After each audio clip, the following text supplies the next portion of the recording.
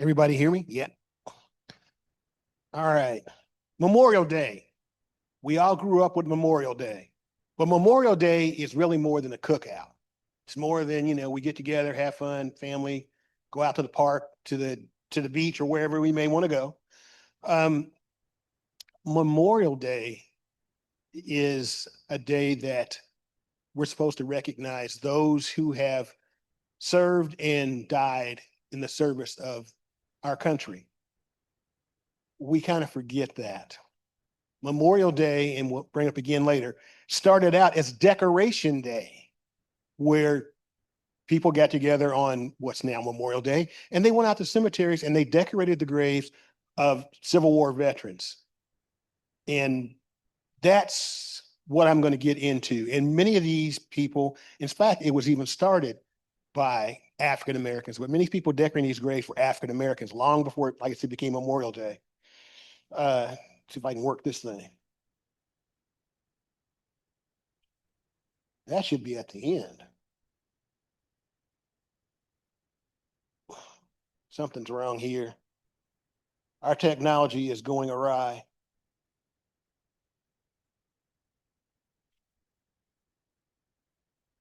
Okay, here we go. If you'd like to have a copy of the slides I'm going to show, get your cell phone out and take an image of that QR code behind me. It will bring up the slides on your phone and you can keep it. You can watch the video over again or the slides over again anytime you want. There's nothing top secret in it, so I always try and share. I'm not this smart. I copied this idea from someone else at a conference several years ago. So everybody got it? We good? Okay. As I said, Decoration Day versus Memorial Day. The name changed because we basically decided that Memorial Day sounded a little bit more professional. It's focused on what we're looking at. We're trying to memorialize the lives of the Civil War veterans. But we need to also understand that the United States has three military-themed holidays: Memorial Day, Independence Day, Veterans Day. Now, these holidays are all surrounded or attached to a particular war. The Independence Day comes from the American Revolution. And also, I want to point out, and this will be a pushback against some of the current things being said, but African Americans have participated in every war the United States has had since the United States started. They have participated at every level and every war. So, Crispus Attucks, first man to die in the American Revolution, is African American, or at least biracial. And Attucks dies in 1770, before the revolution actually really gets off and rolling. Attucks is killed. The Civil War, Frederick Douglass is trying to get, first off, he's speaking against slavery. But then he tries to get two things to happen. One, Abraham Lincoln to accept Black soldiers, and two, get African Americans to sign up and become soldiers. So there again, we are involved. The Great War, also known today as the First World War, but the soldiers who fought in it would have known it as the Great War. When that war ended, they attached Armistice Day to that one. And Armistice Day later became Veterans Day. Veterans Day is celebrated on November 11th because World War I ended November 11th at 11 o'clock in the morning. So it's 11th hour, 11th day of the 11th month. Not sure who was the poetic person that came up with that, but there we have it.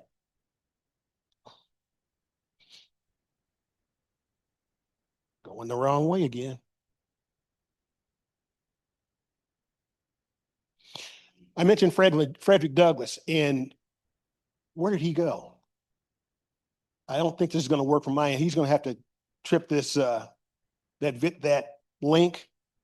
I have a link to a short video that I want everyone to watch because James Earl Jones does a much better job of this, and most people haven't heard this this speech. And this is one of the reasons that I connect Memorial Day with Independence Day, with the Civil War, with the American Revolution. Douglass is talking about the Civil War 7 years before it actually starts. If we can't get it to go, don't worry about it. Okay, all right. Moving along. Technical issue, folks. Anyway, in this speech, which is entitled, "What to the Slave is the 4th of July," Douglass is questioning and challenging the idea of celebrating the 4th of July and why African Americans are not celebrating the 4th of July. And in my case, until I got to school and probably about the 1st grade, I had never heard the term Independence Day. It's always 4th of July at our house. And with many African American families, it's the same way. And Douglass encapsulates the idea of that very well. Why are we talking about independence? Why is an African American talking about independence and so many are enslaved? The concept, just they're incongruent. So that was why I added Douglass to this and this whole point. What happened? Well, we're going to keep moving. They're working on it. Maybe.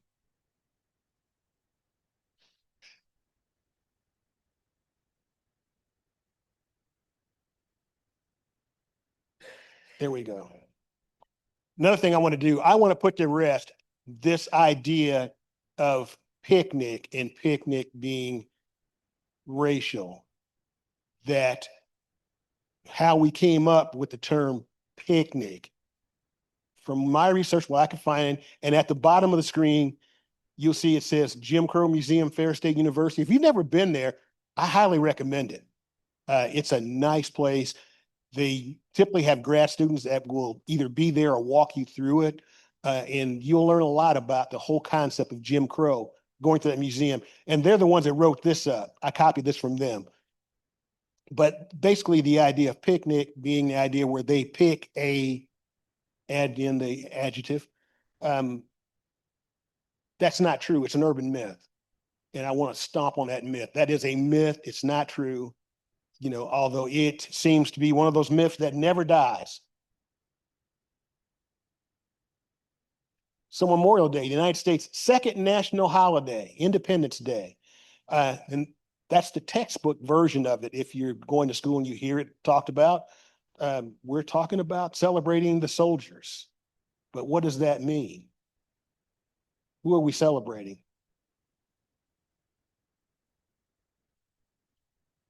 Now we're still waiting on the delay here.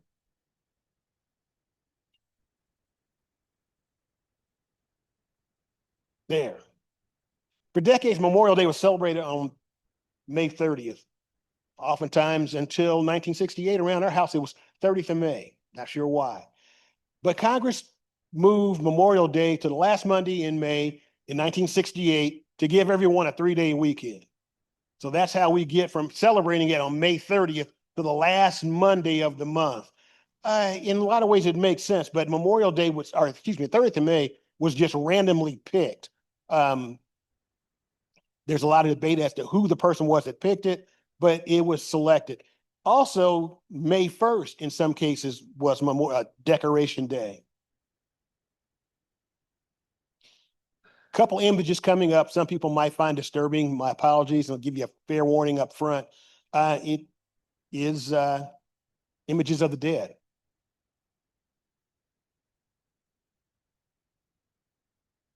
Oh, wait a minute.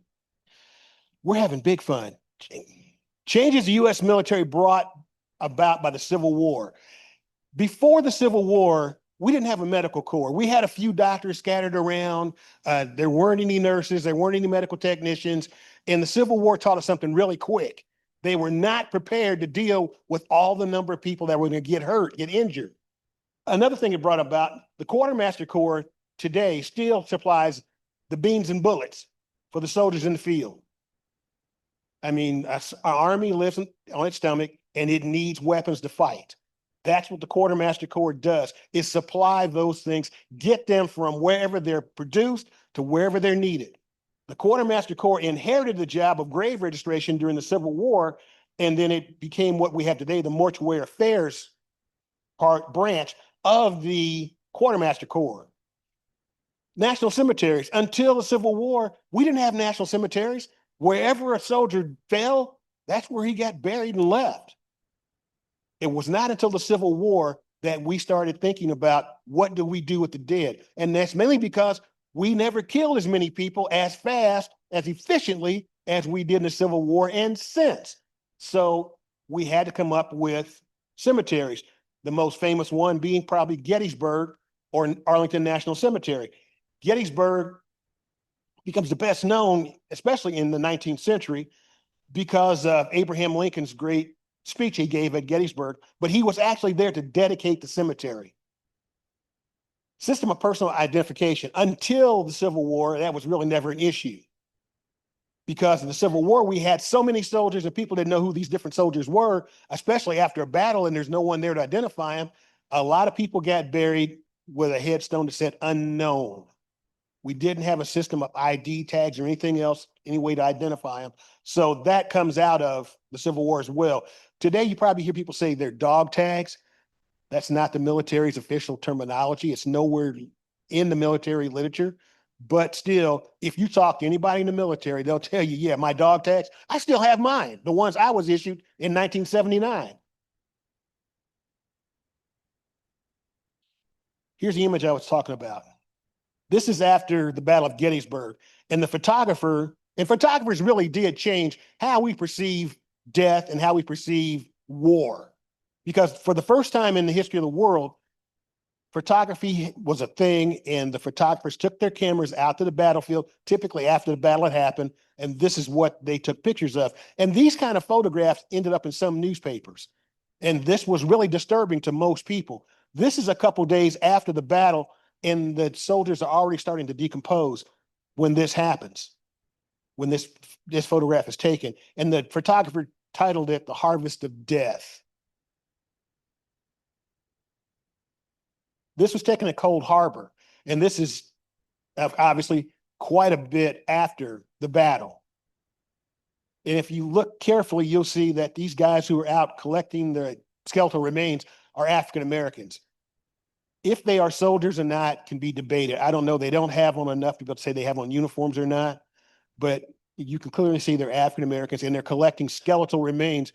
That one seems to have what's left of a shoe on it. Another reason why we view wars and we view cemeteries differently, why we have Memorial Day. When we start thinking about these kind of images, this is what happens. This was a video I really wanted to show, and it's not working. I recommend when you get home, take a look at this one. It's about a 2.5-minute video of a professor from Yale University who's an expert on the Civil War and Reconstruction, talking about why we have Memorial Day. And he's actually talking about Charleston, South Carolina. There was a U.S. Army or Federal Army prison camp, let me back up, a Confederate Army prison camp in Charleston, South Carolina for the Federal or Union soldiers. And about 250, I think he said, died in this camp, and they were just buried in the infield of a horse track where they had set up the camp at this horse track. Let me back up, not after the war, but after the residents of Charleston and the Confederate Army flee Charleston in February 1865, and the Union Army occupies it.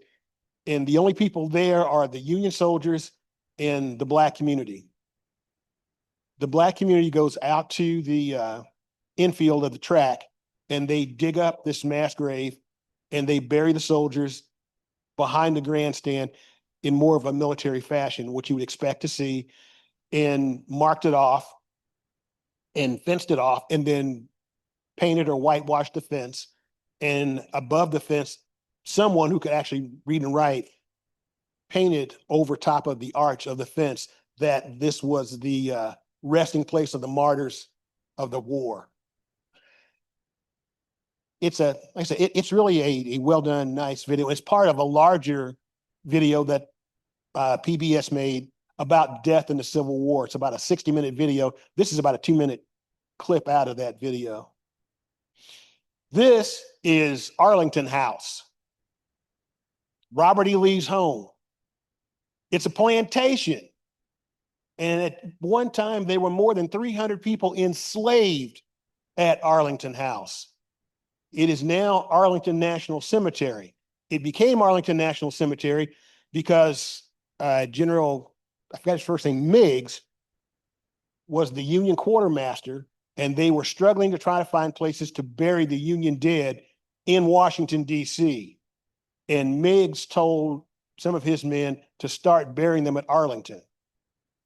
And to make sure that Robert E. Lee did not move back into that house, they started burying people just outside the house. And just to your right, you see that part of the house kind of sticking out there? Well, just beyond that, you can't see it because of the trees, was Robert E. Lee's wife's rose garden.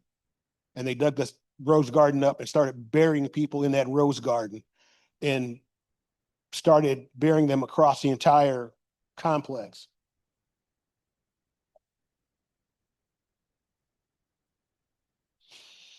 Also at Arlington Cemetery, there are African Americans.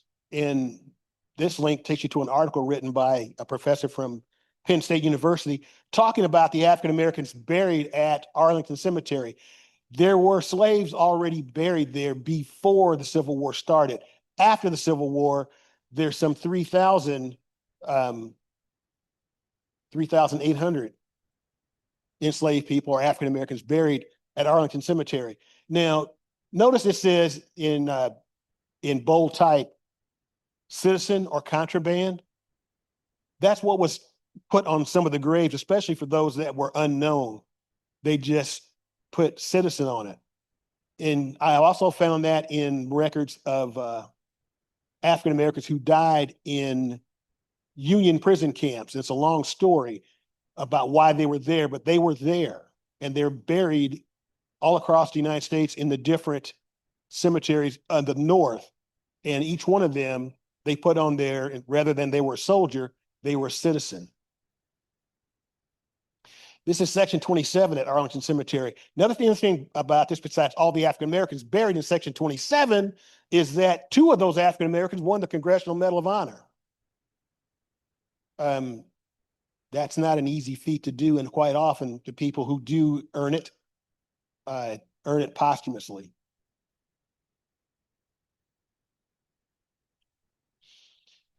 Okay, if you drive around downtown Indianapolis near the World War Memorial, there is a big marker there. It talks about Gold Star mothers and that kind of thing. The Gold Star mother concept started in 1928 and was started by a woman named Grace Darling Siebold in Washington, D.C. And during the First World War, they came up with the idea of giving you a flag to hang in your window, the front of the house, and you got a blue star on it for every son or husband who was serving in the military. And during the Second World War, my grandmother had one that had 2 blue stars because 2 of her sons were overseas. But anyway, if that one of those soldiers, that soldier got killed, you got a Gold Star flag. So you took the blue one down and you put the gold one up because someone had perished in the war. This woman loses her son, starts the Gold Star Mothers program, and it's still around today. That's the link to their website. They are still out actively working with families of soldiers who are, and not just soldiers, sailors, airmen, who were lost in the service of the country. However, it's not such a pretty story. This is Mrs. Ollie Nelson. I got this from a library in Wisconsin, got it off their website. And this is the invitation she was given to go with the Gold Star mothers to France in the 1930s after the First World War to visit the cemetery where her son was buried. And she's standing behind his grave marker. And please, especially African Americans, listen to me. Don't just throw things away.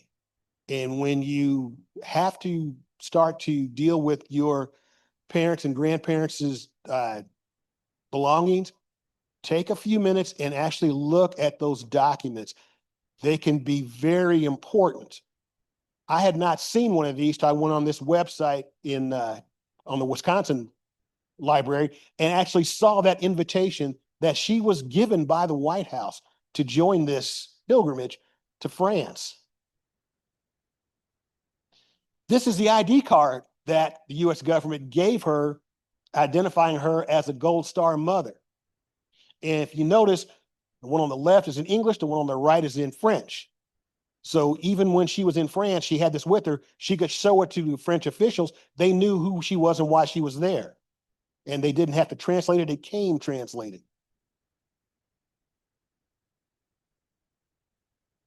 This is the ship that took them from New York. Her invitation had Harding on it. This is the SS President Harding. It's a luxury liner that she went to France at US government expense, I might add, on this luxury liner, her and all the other Gold Star mothers. Now here's where we take a little bit of a turn. This comes from the National Museum of African American History and Culture, and their links there are on the bottom of it.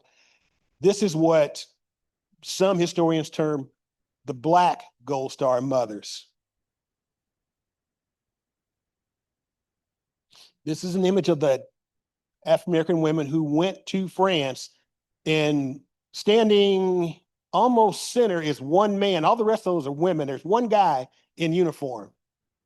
That's General Benjamin O. Davis Sr. He was the first African American to reach the rank of general in the US military. At the time, I believe he's still a colonel, and he is their official escort going from New York to France and back. So that's why he's in that photograph.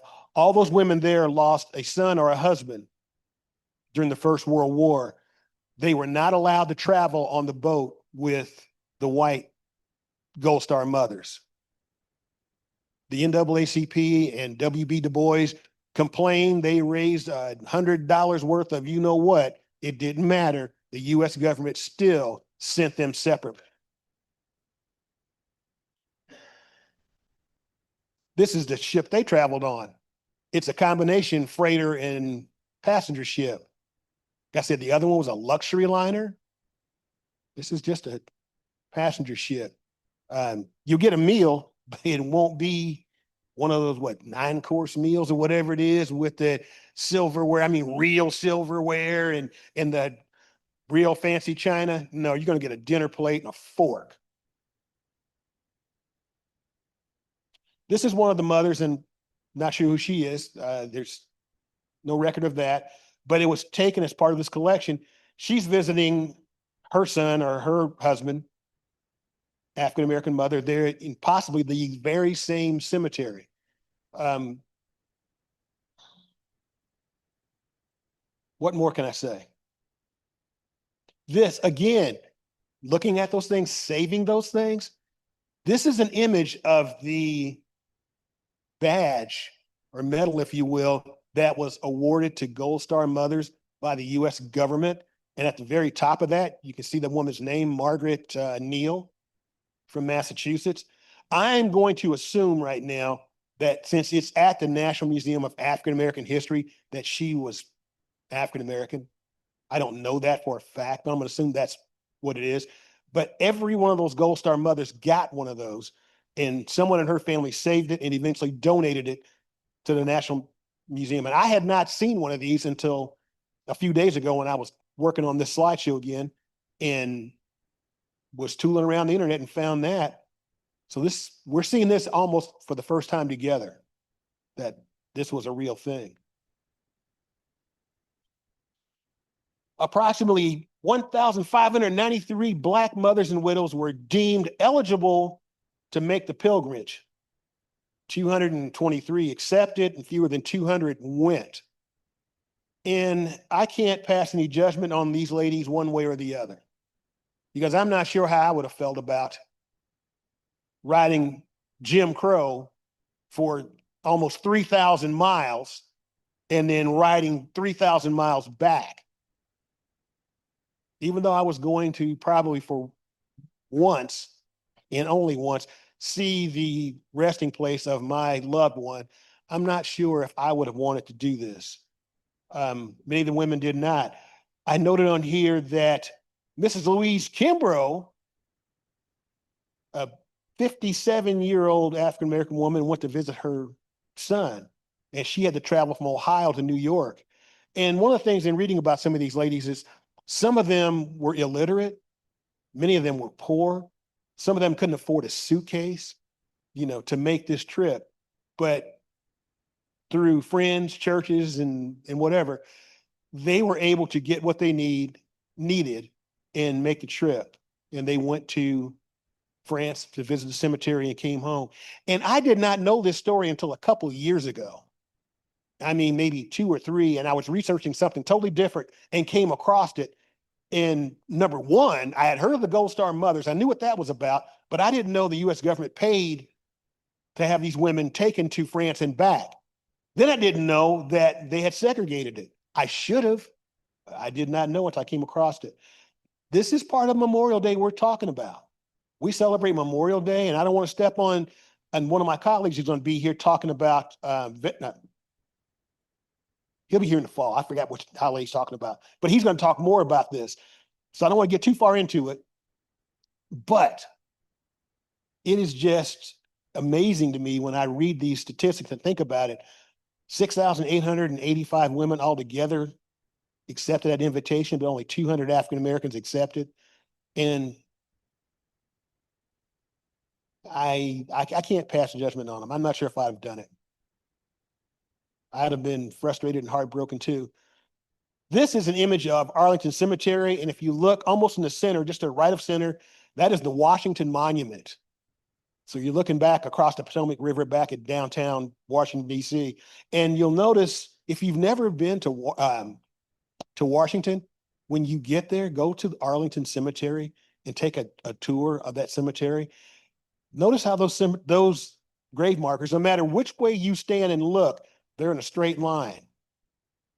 That's not by accident. That's how the military does it. They refer to that as dress right, dress. Everything is dressed to the right, dress to the right. Stand behind the guy in front of you and dress to the right. So it's always squared up. And it's something to see. Crown Hill has a small section like this. It's nowhere near this big, but it's something to see and just sit there and look at it and think about it for a moment. The Tomb of the Unknown Soldier is in Arlington Cemetery. This white thing in the center of the screen is the original tomb. This is in 1922 when they brought the unknown veteran back from France. When they did that, they went to France, went to 4 different cemeteries, and dug up 4 different unknown Americans and took them to the town hall in one of the French cities. And once they got them inside, they took the coffins or containers out of the shipping containers, and then they switched them around. And then they brought in a decorated World War I soldier who walks in and he lays a rose on one of the coffins, and that's the one that's chosen. So they could truly say he was unknown. He wasn't in the room when they switched it around. He was not at the cemetery when they were brought up. He was not with any of these guys, at least he didn't know, when they were killed. And even though by World War I we had ID tags, still guys got to the place where you couldn't identify them. All we know is that they had on enough of an American uniform that they decided that they were Americans. Another thing about that is that you see these guys lined up behind it, soldiers in dress uniforms, and you see how low to the steps that is. When they first put this in, you're going to see in a minute tomb guards. And today there are guards who guard the Tomb of the Unknown Soldier. Again, if you haven't seen that, I recommend if you get to DC to see it. It's very impressive to watch them do this.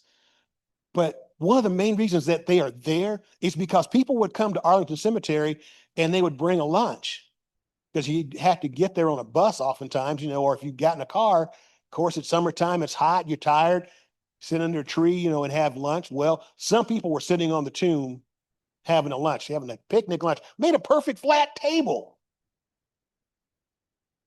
So there was not the reverence that people thought there needed to be.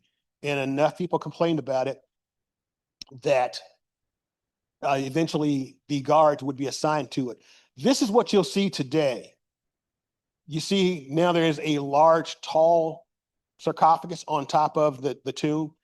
That's what's there today. And it's too tall to sit on, but you also notice that it's roped off where you can't get right up to it. And the guards will not allow you to get up to it. Again, you're looking back out over Washington, D.C.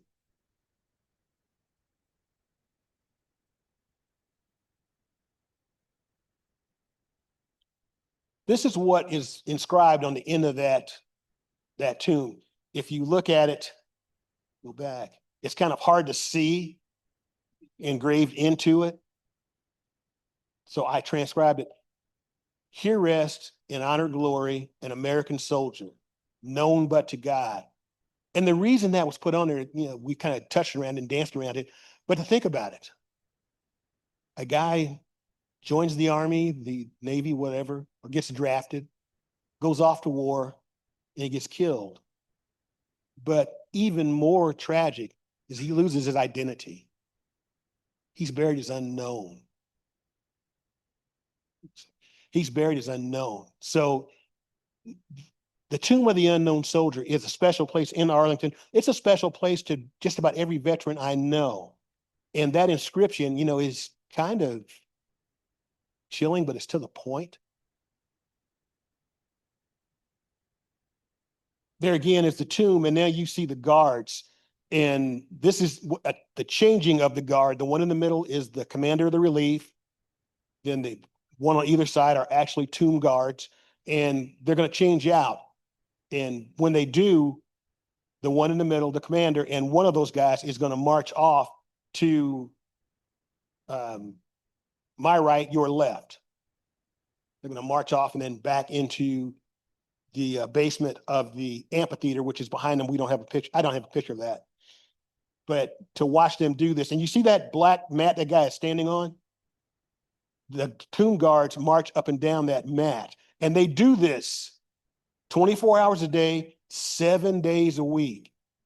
And I don't care how hot it gets or how cold it gets, they are out there. Every one of those guys is a volunteer. Not just anybody can be a tomb guard.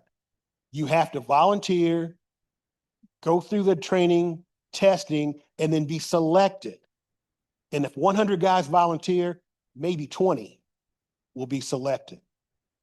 That's out of all of the U.S. Army soldiers.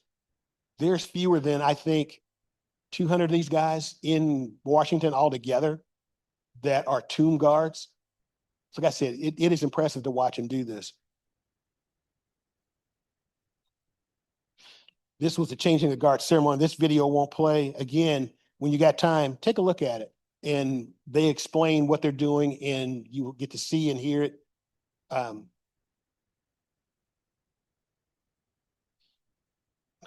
What did it do? Okay.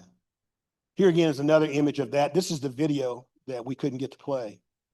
But if you see now, he is actually giving instructions to them.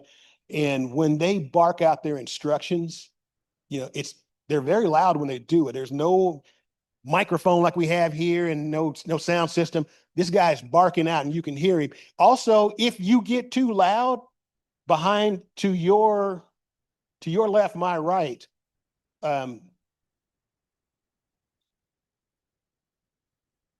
okay, something else happened here. You got it? Go for it. Senator Todd Young is pushing to ban Congress from trading stocks, period. Todd Young has never traded stocks in Congress. Young's a Marine. He gets it. YouTube, thanks, Senator Young, for doing the right thing. Evidently, YouTube decided to make us watch. Let's ban congressional stock trading for good. MD Anderson Cancer Center now we is a get another national one leader about in healthcare. cancer care. With the partnership between Community Health Another sore Network spot for and many of MD us. Anderson, we bring a higher level of cancer care to Central Indiana.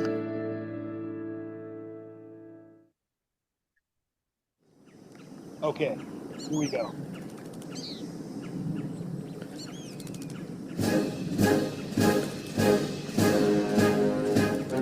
They don't always have the music playing when you're there. You're lucky this time you have music. Only when you're there, you just those three guys.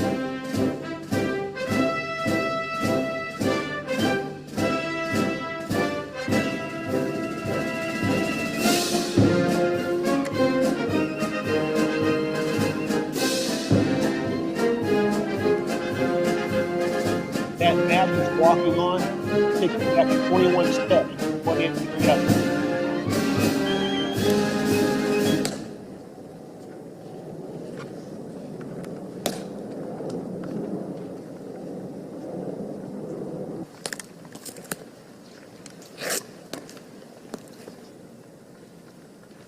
You notice what appears to be a dirty streak on that concrete right there next to that mat? That's not rust. That's them walking on it in that same spot every time that they have now discolored the concrete. Or it might even be marble. That mat is there to protect the surface from them and their shoes. It's not to pad their feet.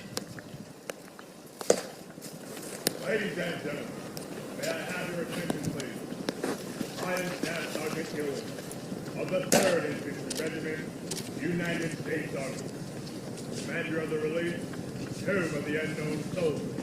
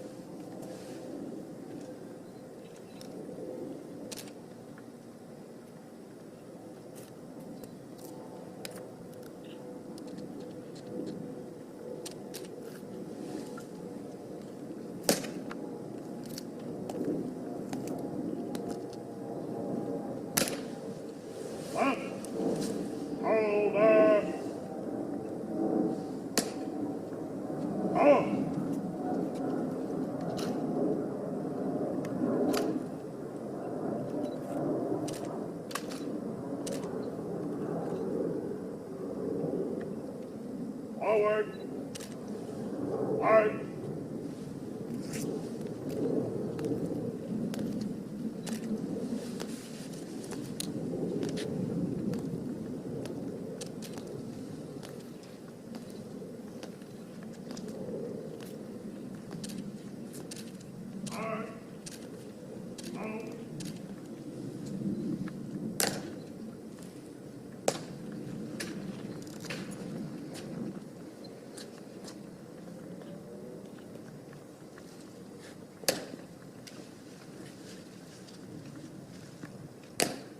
Forward. March.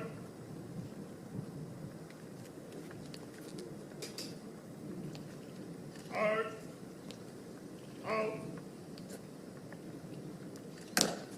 Forward. Out.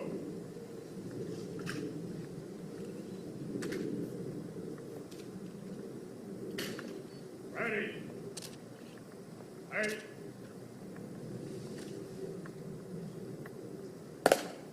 Reason. Oh.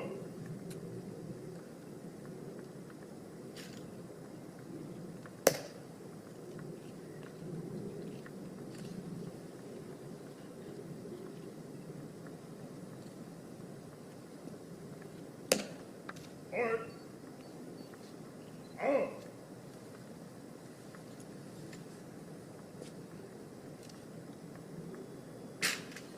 Ready. Hey.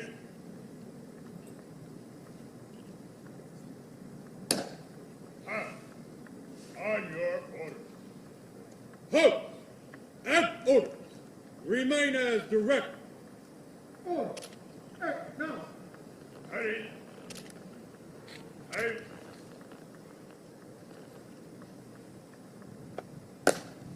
Reason. Oh.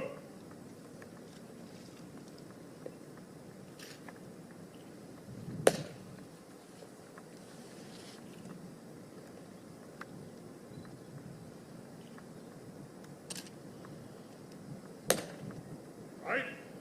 Older. Oh.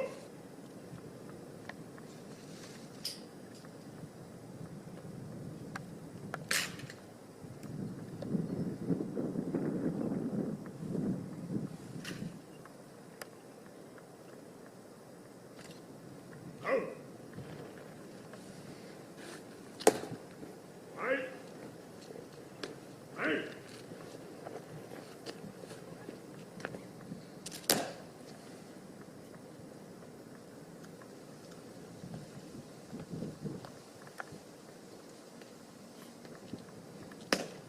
Forward.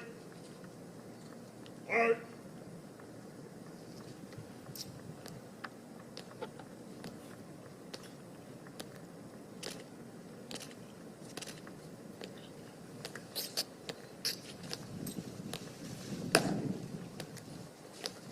March. Out.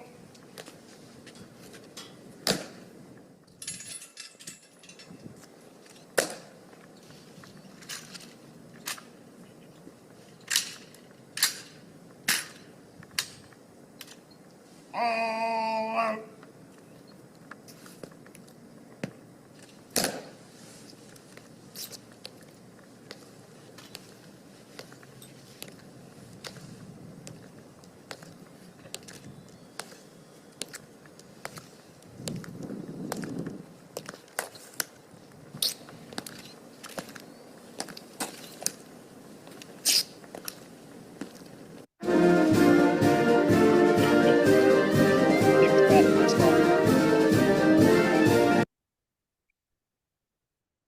The video doesn't do it justice to actually see them do that. And then the sound was off with the video where you didn't actually hear their heels click together when you actually saw their legs move. That's it. It's impressive. And if you get too loud up there where the people were standing behind that rope, the guard will stop, face you, and bark out an order, basically telling you to shut up, be quiet. I forgot now exactly what they say, but you get the point. Also, if people come beyond that rope line, if you will, the guard will stop you. Now, You saw where he actually opened the breech of the rifle and looked to make sure there was nothing in it before he left off the, to go back in the building. That's a safety move to do that. That is a working M14 rifle. If they put a bullet in it, it'll fire. That bayonet on the top of it is just chrome plated. It is a real bayonet. If he jabs you with it, you will bleed. No one has ever really tried to contest them when they've told people not to do something. But I will not tell you that they will not hit you with that rifle, because the other end of it, you saw him open that piece up. That's called the butt plate.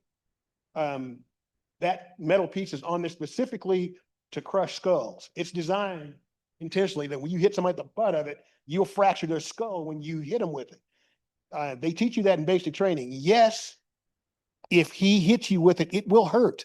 If he jabs you with the other end of it, you will bleed. Now, I don't know if they will do that, but I would not try them. There again, there's the tomb. Congress has access to all kinds of insider information. Some congressmen use it to make... I'm not sure where that's going. It looks like the X-Files or something. Not sure. Are we at the end already? Congress has access to... All right. We're at the end. Okay. I went through that a little faster than I thought I would. I put this up here. It is a... Whoa, what happened there? Is that it? Okay, well, that's it. I need to stop and allow the crowd to talk, to ask questions. Someone had a hand up back here a minute ago. Please.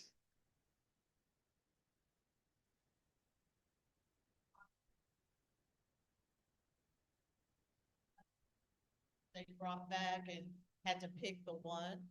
Yes. What did they do? What happened to the other three? The other three are reburied in a cemetery just outside of Paris. That's unknowns. They are still unknowns.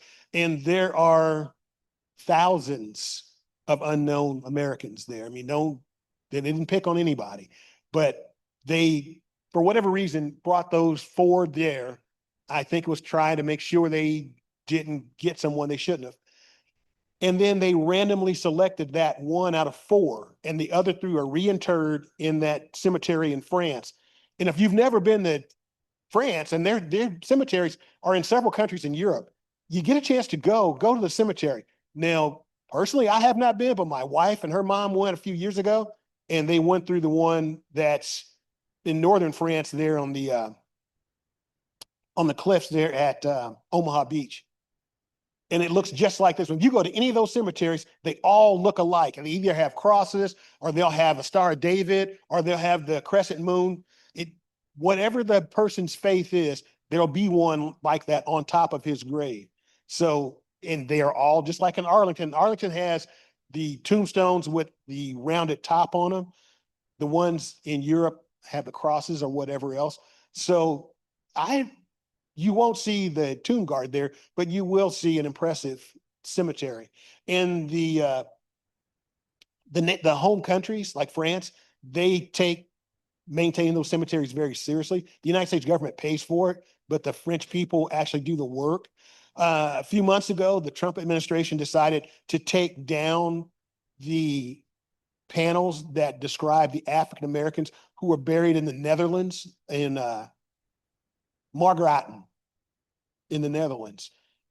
And there's 150 roughly African Americans buried there. They were part of the U.S. military fighting the Germans during World War II. And there were a couple of panels that actually talked about what they had done and their heroism. The Trump administration ordered those taken down because it was considered too DEI. Well, how do you define DEI?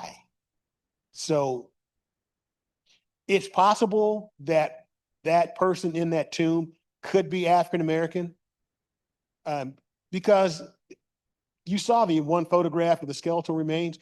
You can't tell where they came from, who they are, anything. And by the time you get to that point, the skin has fallen away. So you don't know. We don't know who that guy was. We just know that he had enough bits of a U.S. military uniform. They recognized that. Yes, sir. She's got the microphone. Talking about the precision of the spacing of the headstones at Arlington and elsewhere. And I visit Crown Hill Cemetery occasionally, and the National Cemetery there, and I've always been amazed how perfect alignment it is. I was really interested. About 10 years ago, they redid that cemetery. They completely removed all those stones, took up the turf, and reestablished the stones in absolutely perfect alignment. And frankly, I didn't think that the before was problematic at all, but they redid it, and I'm sure it was, to their specs, it was better. But it's quite something, really. It is degree of precision that they do. It is. And the contractor who did it, that was part of the specifications, that it had to be pretty much perfect. And if it's not, they have to redo it to make it look perfect. So not only all lined up front to back, left to right, but also the height. There's only so much wiggle room that those things can be out of the ground. And if they are too high or too short, they have to reset them. And the contractor, knows that when they take on the job. And then I'm going to guess that when they got done, they sodded the yard. They didn't just seed it. They put down sod, and they had to use a certain kind, and then even lay the sod so that when you mow it, it looks uniform. Oh, Uncle Sam has a lot of rules, but all that came out of the Civil War. That's when that started, to do something like that. If you go to Gettysburg, in one part of the cemetery, the grave markers are in a semicircle. So you stand at the end and you look out, and there's a aisleway down there. But as you look at those grave markers, they're going in a semicircle around either side. And the soldiers are buried there. They're grouped together, but sometimes there's a guy from Pennsylvania right next to a guy from Ohio, next to one from Michigan, next to one from, Missouri or wherever. The military, puts them in like they do, and there's not a lot of choice typically when they do it of who you're next to. It's just another soldier. But it is impressive to see it when you go out there. And all of the cemeteries look alike. All the military cemeteries look alike. Now, I know I did not do that good a job that nobody's got a question, comment. Come on, folks. Yes. How about back in the back? Someone back raise their hand up. This a little cardio. Could you just clarify for me the part you said about the first Memorial Day celebration where the African American people decorated the cemetery? Were those Union prisoners of war? They were dead. Okay.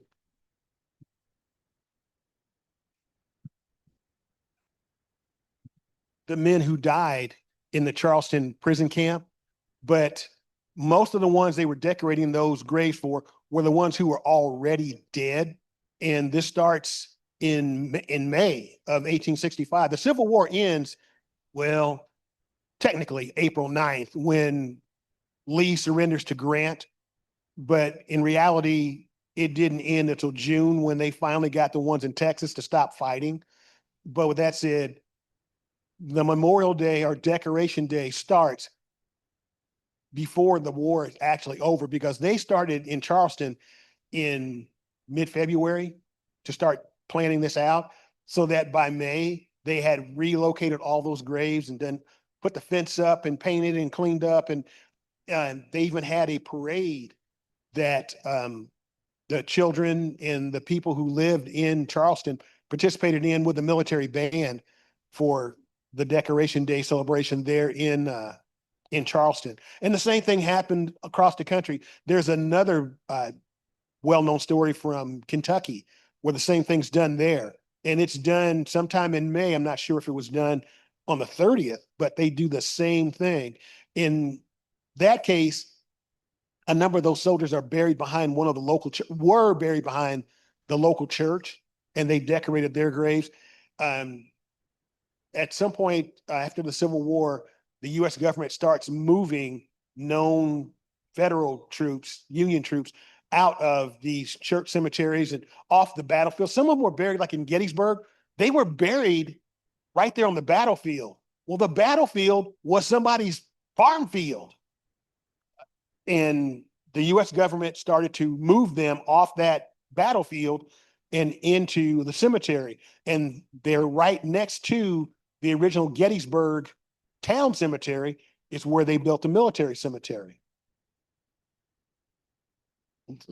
Yeah. You had to get up. You got time? Oh. So we just have this one mic and we can hear each other, but we need the mic for those who are online.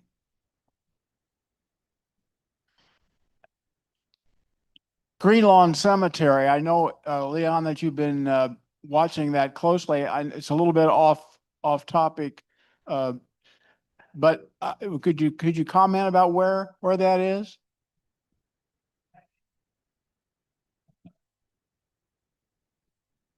Right now, Greenlawn Cemetery is still up in arms. The city of Indianapolis has located and, let me back up, has removed 1,500 sets of remains that are now at IUPUI that are going to be examined and then at some point reinterred at a different cemetery here in town. So that's out of 1.5 acres out of 25, they found 1,500 people. The other 23.5 acres belongs to a developer who is at this point not doing what the city's doing and wants to build on it and says that he's ready to build. There's no one left there. So if you go over there on Kentucky Avenue now and you look through that gate where they were going in and out, on the right-hand side, which would be the east side, there's a fence that goes all the way over to White River. On the west side of that fence is where the city did their work. On the other side of the fence, nothing. We don't know what's over there. And I say we don't know for sure. We can only guess. When this haul started, I asked one simple question because I had seen the records of the 4 known mass exhumations. It's fewer than 10,000 people. Modern cemetery standards say you can bury between 800 and 1,200 people per acre. So let's use simple math. 1,000 people per acre, that's 25 acres, that's 25,000 people. So if we got records for 10,000 being moved, where's the other 15,000 people? Because everyone said it was full when you closed it. So I'm not saying they're there. I'm asking, where are they? I'm suggesting we should probably consider the fact that they are still there. But I have no proof of that, but the developer has no proof they've been moved. Now, to bring it back to our discussion, I learned this in researching that cemetery. Most of us have heard there were 1,600 Confederates that were at Greenlawn and relocated to Crown Hill. And that part is correct. The exact number varies depending on what record you're looking at, anywhere from 1,616 to 1,670 some. So exactly how many, I don't know. But with that said, there are 29 African Americans who were buried at Greenlawn Cemetery in the Confederate section. They were not Confederate soldiers. That's a myth that people keep spreading, and it's the myth that will not die. And any number of historians have tried to drive a stake through the heart of that myth. African Americans were not Confederate soldiers.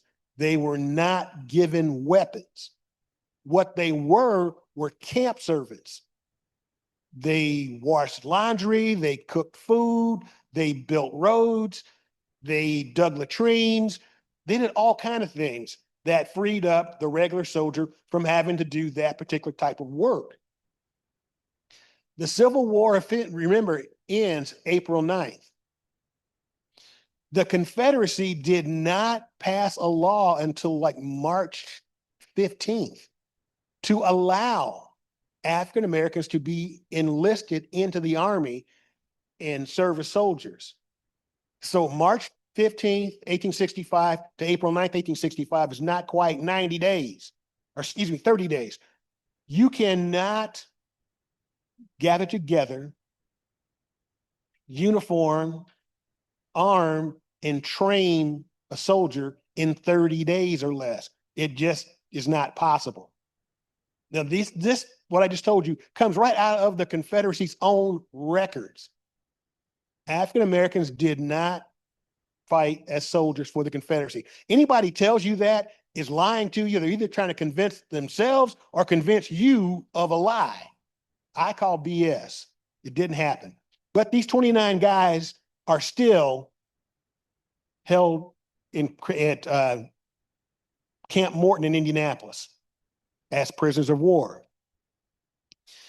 What happened was these guys left families back wherever they came from and were afraid if they did not return.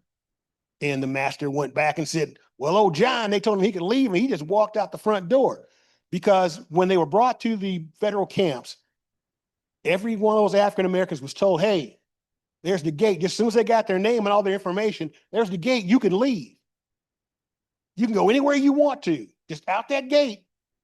And many of them did, but around 300 did not. And Indianapolis is not unique. This happened at every one of the Union Army's prison camps, that there were African Americans brought in with the Confederates.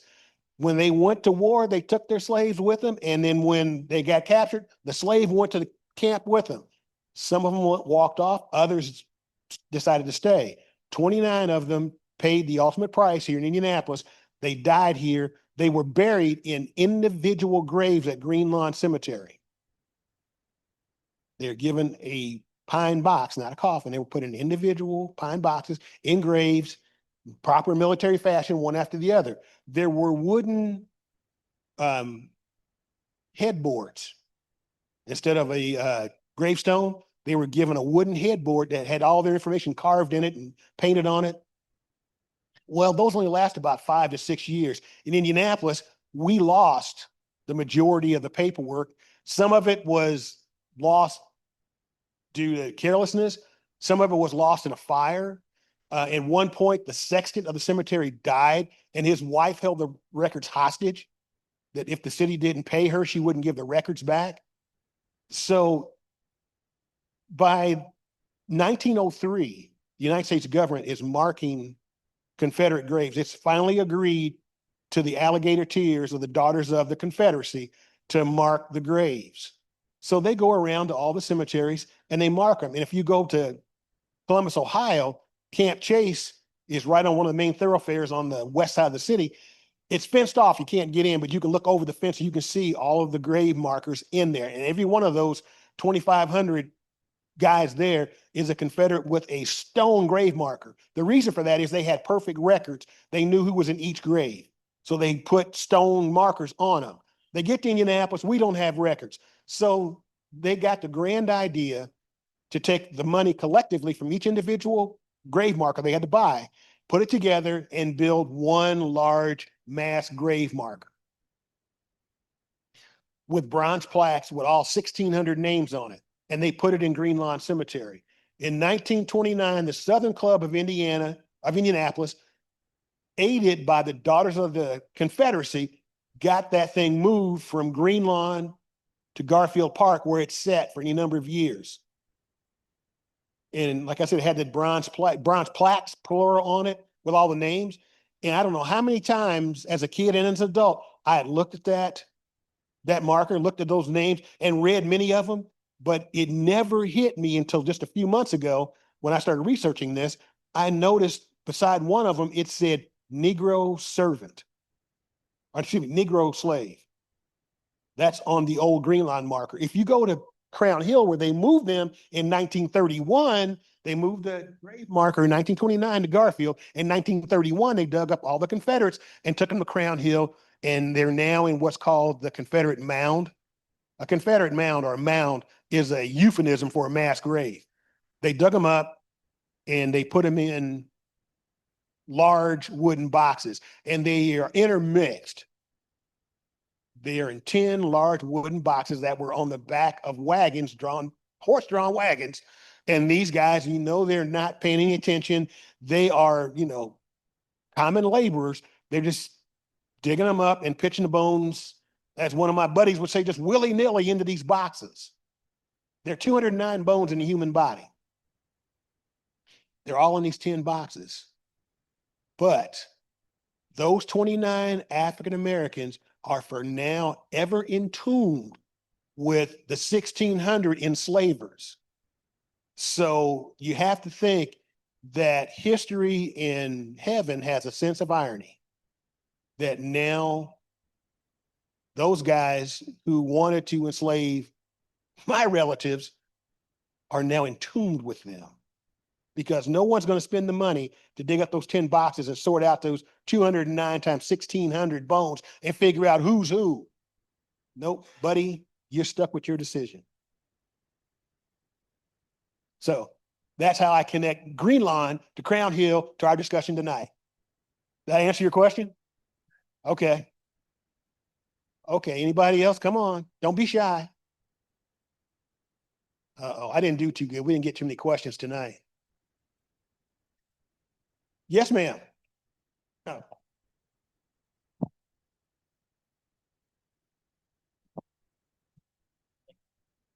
During the changing of the guard, there was a building behind the people that were watching. What was that building?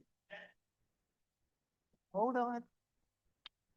So that the people online can hear you. The building that those people were standing in front of, they were on the stairway, the steps, and they're behind that rope line. That actually is the Arlington Cemetery Amphitheater, and it holds several hundred people. What you saw was just the back of it where the stage is.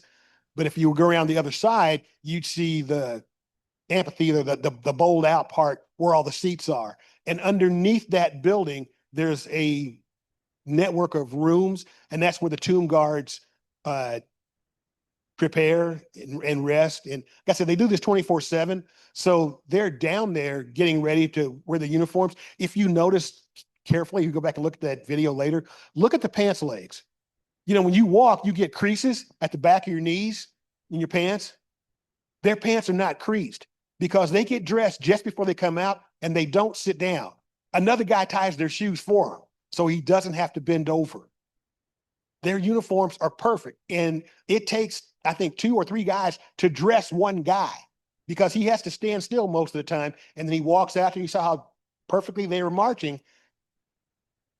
That takes a lot of work and practice to do what they were doing. And they do it, much of it, in the basement of that building. They walk in the summertime, I think it's 30 minutes. In the winter, it's 60 minutes. And they're off for like 3 or 4 hours, and they come back. When they go down there, they take off that uniform and basically goes in the dirty clothes pile, and they put on a fresh uniform and go back out. So sometimes they may walk 3 tours in a day, in a 24-hour day. They may be out there 3 times. That means they wear 3 of those uniforms, a fresh one each time. Did I answer your question? Okay. Well, we don't want to beg people to come up with questions. Oh, you have one? All right. Hold on. Do you know if there are any women who guard the Tomb of the Unknown Soldier? Is it only men? Oh, sorry.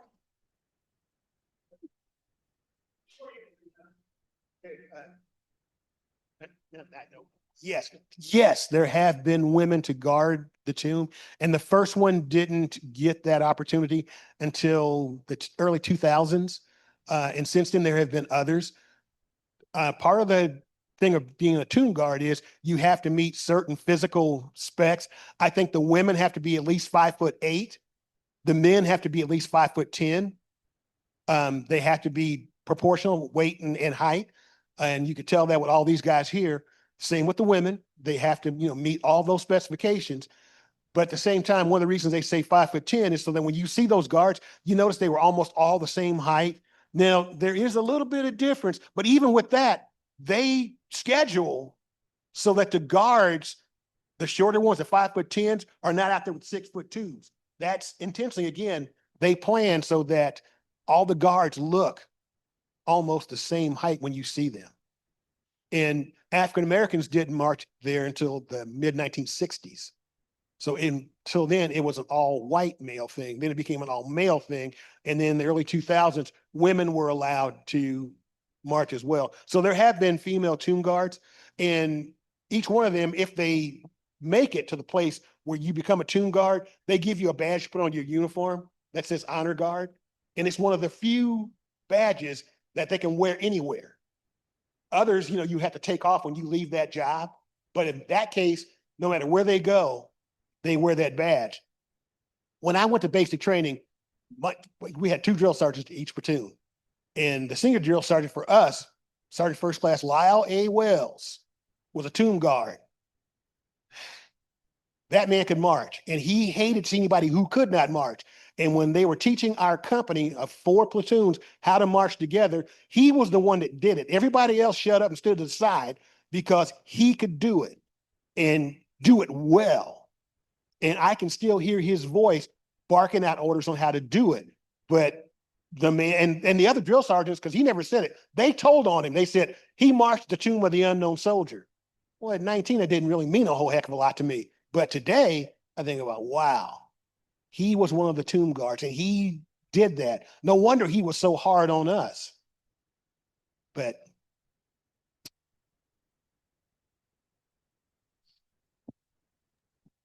I'm going to try this. Leon, did you find any evidence of any Civil War soldiers from Indiana, any Black Civil War soldiers from Indiana buried in Arlington? Okay, that's an answer, a question on the chat. And those of you who are online, you can post your questions. Are there any African Americans from Indiana buried at Arlington? From the Civil War? From the Civil War? Yes. I don't know that for sure. The 28th USCT from Indiana did fight at Petersburg, Virginia, and a number of them were killed. I don't know where they are buried.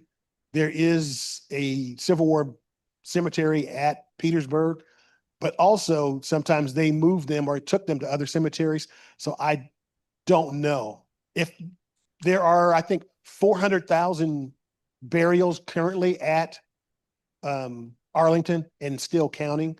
So it's very possible that there is one there. I just don't know that. Mm-hmm.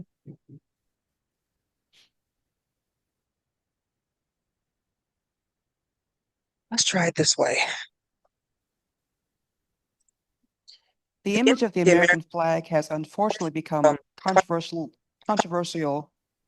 Can you speak to this in relation to Memorial Day, a day we're supposed to honor and respect the flag? I'm not sure how some people view controversial, but it has come to mean different things to different people. Some people see the American flag and they see it as an emblem of oppression. Some people see it as an emblem of pride. Others see it as it's just our national symbol. So it really depends on the individual, I think. But undoubtedly, someone probably has a negative opinion when they see it.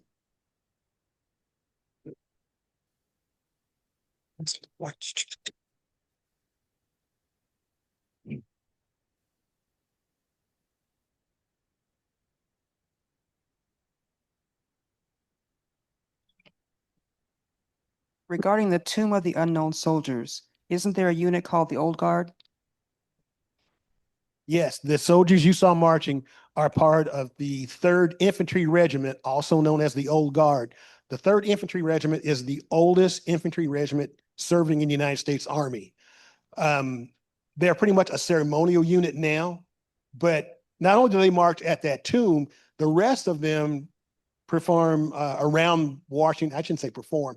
They serve in a dress type role all around Washington, D.C. When you see them at the White House, sometimes either you'll see a Marine or a soldier at the door, and they open the door when people walk into the White House through the front door. You see them when the president walks in to do a presentation, and you'll see the guards sidestep to allow him to walk between them, and then they move back holding the flags.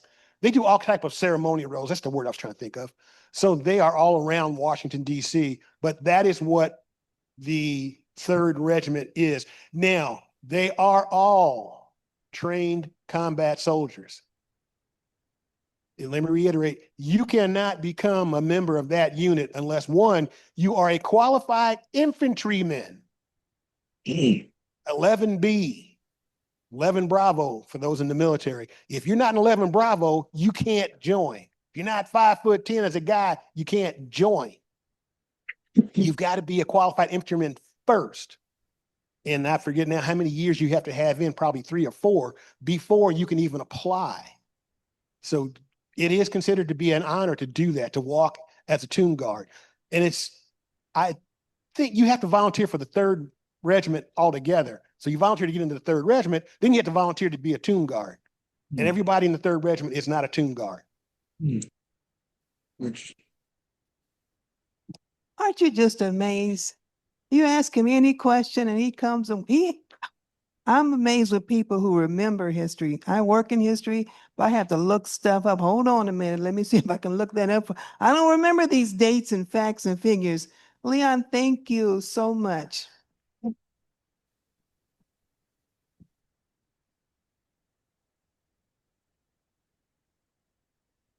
The one thing I do remember from some of the research about cemeteries, they were called memorial parks. And you mentioned the picnics. People would go to the cemetery for a picnic. It wasn't what we would consider spooky. Freetown Village has done programs at Crown Hill Cemetery, and it was just land. It was grass and trees and so forth, and it was peaceful. So today, some people are afraid to cross the line and go into the cemetery because they've been watching too many movies. So, right, The Walking Dead and all of that. So, but I do want to thank all of our sponsors. And while I'm speaking, you can scan this QR code behind me and complete the very short questionnaire. I'm sure you learned something, and it'll be great to share it with us. Check out our webpage at freetownvillage.org to learn about other Freetown Village programs and events, including our summer day camp, starting on June 1 and continuing through July the 17th. We will have additional information on the table over there if you didn't pick it up when you came in. And join us for our next series and conversations in Indiana African American history and culture on Thursday, June 11th with Susan Hyatt and Beverly Kane, who will be talking about Babe Denny community. And on July 16th, Brian Glover will be talking about the Roberts settlement in Hamilton County. We encourage you to make a tax-deductible contribution in support of the fabulous work we do in Freetown Village. And don't forget to complete the evaluation. I didn't catch that signal. What? Am I in the way? What? I did. All right. Thank you all and have a good evening.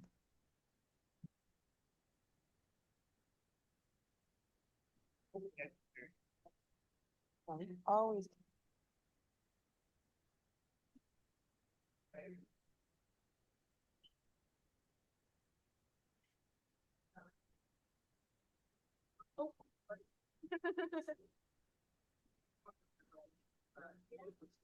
I'm sorry about that. Thank you. Thank you so much. I still don't understand why that wasn't birthday. I haven't used